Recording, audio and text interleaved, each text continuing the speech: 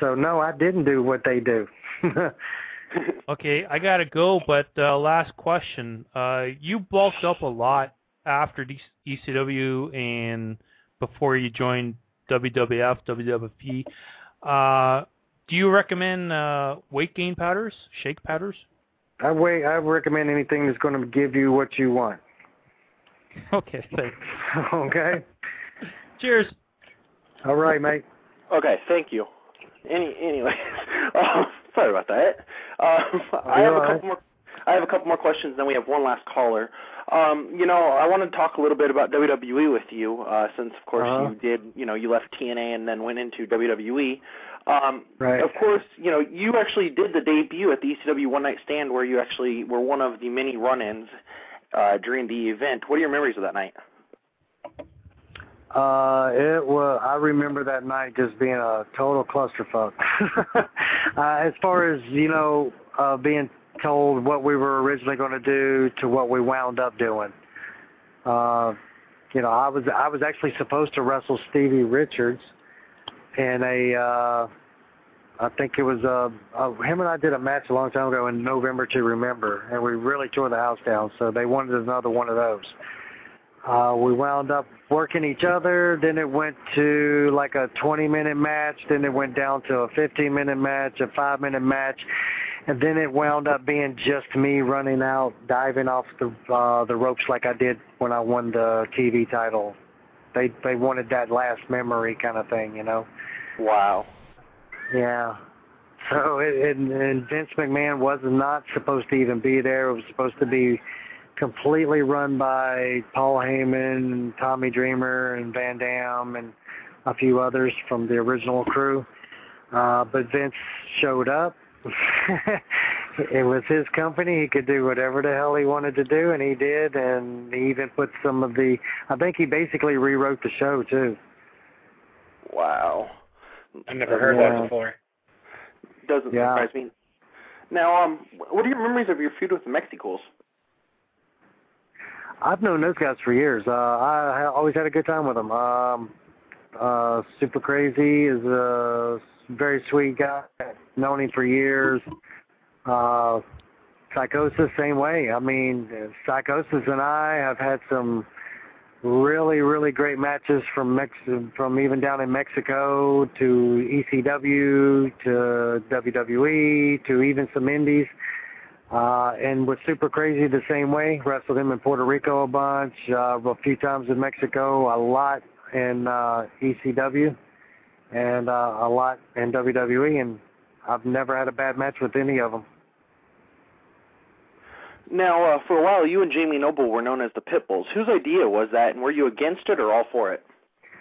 Honestly, the name, I was against it originally, honestly, but it was making me money at the time. So, of course, a little discretion there with Gary Wolf and the original Pitbulls from ECW, but that was the ECW Pitbulls, and we were the WWE Pitbulls. I think there was a discrepancy with the name, who owned the name.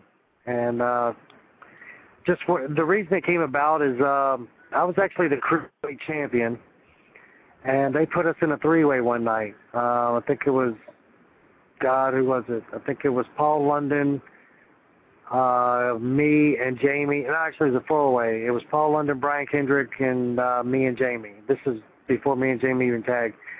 But Jamie and I were a lot alike. We were, our styles are a lot alike. I just do more high flying, and he does a lot more technical type of wrestling. But we're both very aggressive. I like it aggressive. Anybody who wrestles me, I tell them to lay it in. I mean, because I'm definitely going to lay it in on you, And but I'm not trying to kill anybody. I just get out there and do my thing. I like it rough. I mean, I always have, and I think I sell it a lot more. And I think if you're getting it rough, you sell it better, So you can make it more believable, too, Mm-hmm. So I would agree with you. Yeah. So Vince McMahon was watching us do this four-way, and he just saw pit bulls in both of us. So when we were done with the match, I was standing in the back talking to Jamie, and very seldom Vince McMahon ever gets up from his seat from watching the monitor. When the show is going, he doesn't move, you know. But he got up, him and John Laurinaitis came to the back and stopped us walking down the hallway talking and said, guys, he goes, when I watch you two, I see two dogs. He goes, two pit bulls, two Dobermans. You know, he goes, you guys are just vicious.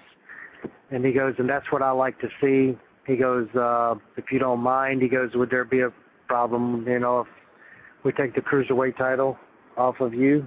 And I was like, absolutely not. And he was like, would you be, you know, I want you two guys to tag team. So that's how we did it. Nice. And we were a tag team from that moment on, actually. I lost the belt like 2 weeks later. Yep, that was about it, yeah.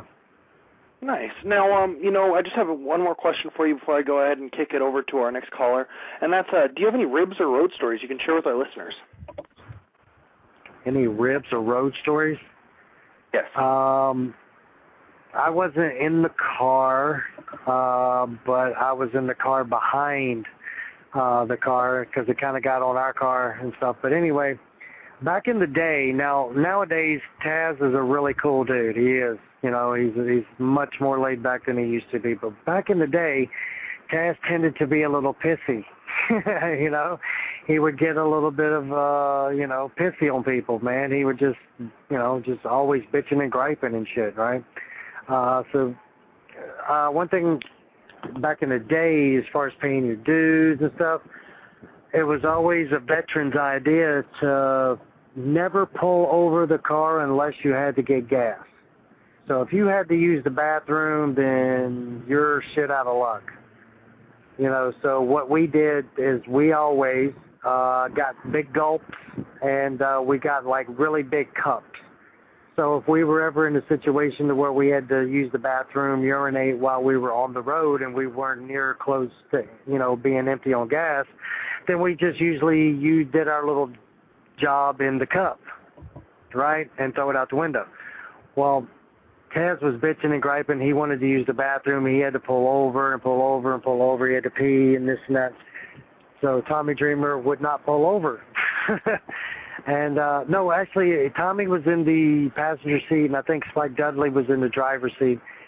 And how did it go? Oh, yeah. All the talk about peeing made Tommy have to pee, so he used the bathroom in a big gulp cup. And it's hot outside. It's summertime, so we're driving down the road. I'm following him, and next thing I know is I see a cup flying out the side window, and it got all over our car, and it not only got on our car, but it went out the driver's door, the passenger door window in the front seat and circled back around into the passenger seat and went all over Taz. And it was hilarious. That's funny. So if you can ever be thinking about that happening to you, put yourself in that situation and see how you would feel. And if you were watching that situation from afar, then you would be laughing your ass off just like we are. That is hilarious. Like now, we did. Yeah. Now we're going to go ahead and kick to our next caller, and then we'll go ahead and wrap this up. So caller, go ahead. Hello? Hello, caller, go on. Hey, how's it going, Kash? Great. What's up, dude? What part of Tennessee you from, man? No, I'm originally from Virginia, but I've lived in Tennessee since 1990. I've lived in Johnson City, Tennessee, and I've been living in Nashville, Tennessee, since about 2002. Yeah, I used to work over in Pigeon Forge a little bit. Oh, okay, I got you. Yeah, near Knoxville. Yeah. Two quick questions, and I won't try not to repeat the last Canadian caller. Gotta love the Canadians, just not the sharpest nods in the coloring set, but No, but they're cool to talk to. Yeah. Oh yeah. Anyway, two quick questions. First question: talk about the locker room. Are there clear leaders? Are there clear badasses? Is there a hierarchy, or do people kind of do their own thing? And second TNA question, wasn't like that. Oh, go ahead. I'm sorry. TNA wasn't like that. They didn't really have the higher hierarchy was Jeff Jarrett, you know, but he was never in the dressing room, you know. He had his own little office. I mean, TNA had like cliques. You had your little groups that you hung out with.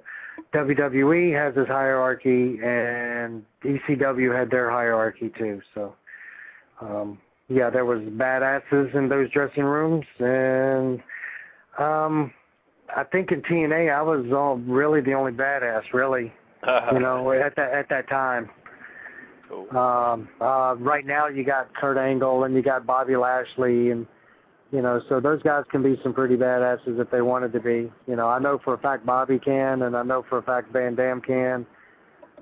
So yeah, but back then there wasn't those guys there. It was only just like me, and I think honestly, legitimately, and I would put my name on the line here, was that I was probably the only legitimate fighting wrestler that was in the dressing room. WWE, you had me, Jamie Noble, you had God Almighty, you had Undertaker, Benoit at the time, even Guerrero was a little badass.